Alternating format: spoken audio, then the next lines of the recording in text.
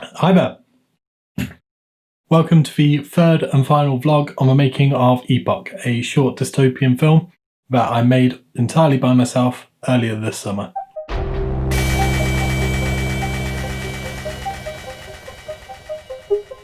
As French filmmaker Robert Bresson is supposed to have said, a film is born 3 times. Once when it's written, once when it's filmed, and then once again in the edit. This could not have been more true of EPOCH. As the footage came together, I was simultaneously writing and rewriting the voiceover. The challenge that I had was to give the audience enough information to know what was going on, but without just leaning too heavily into exposition.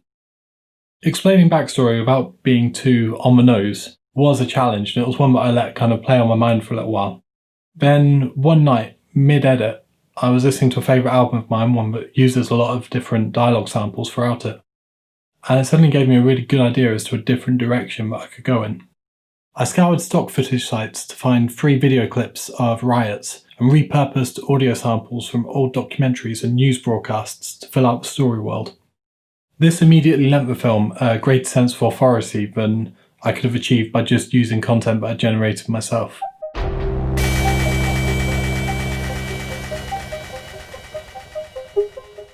What's been quite nice is that I've taken the assembly edit and been able to look at that and kind of start to hone it down and then go through that scene by scene, shot by shot, and just be like, right, need this audio, this audio, this audio, this audio.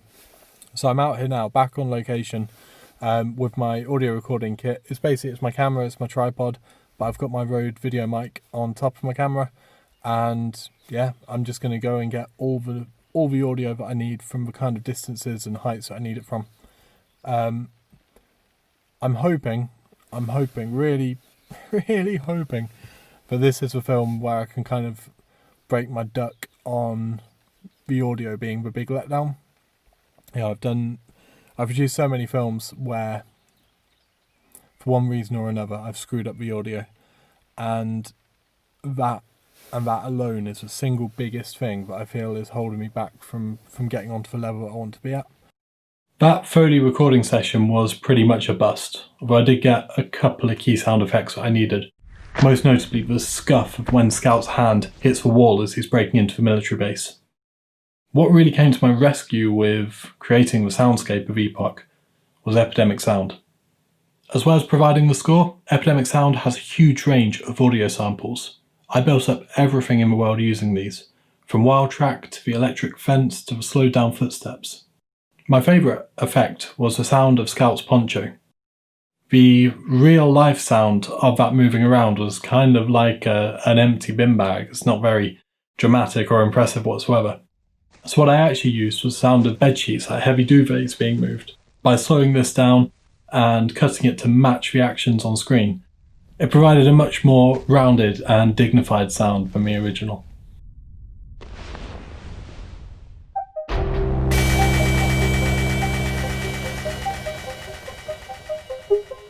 At this point in the edit, I was really getting some forward momentum with the film.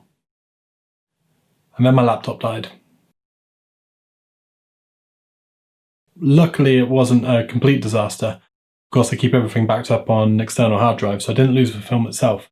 But I did lose my primary editing tool.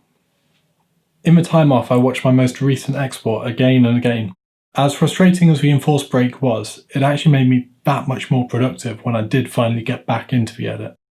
From the timings of the shots to the fonts that I used, just through to even shots that didn't feel like they needed to be in there, I was able to just rattle through them all and pull it together into the tight film that I wanted to see.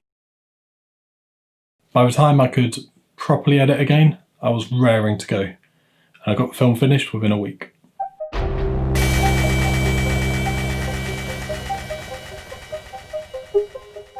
The big takeaway for me from EPOCH is that it's not over until it's over. And the amount that the film changed from the very first draft of the script that I did, all the way through to shooting, and then from shooting all the way through to the finished edit, it changed massively. It was all about being open to those ideas and constantly thinking, what is the way that I can make this film that's going to make it the best it can possibly be? Shooting a film by yourself is pretty challenging, but it is very rewarding, it's very fun. And really the only limitations are what you feel you can do, what you feel you can achieve.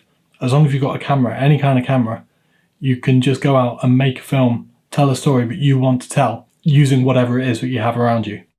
If you like filmmaking, it's a challenge that I fully endorse, especially if you're like me and you don't have people in your immediate vicinity that you can make films with. That's all from me for now. Till next time.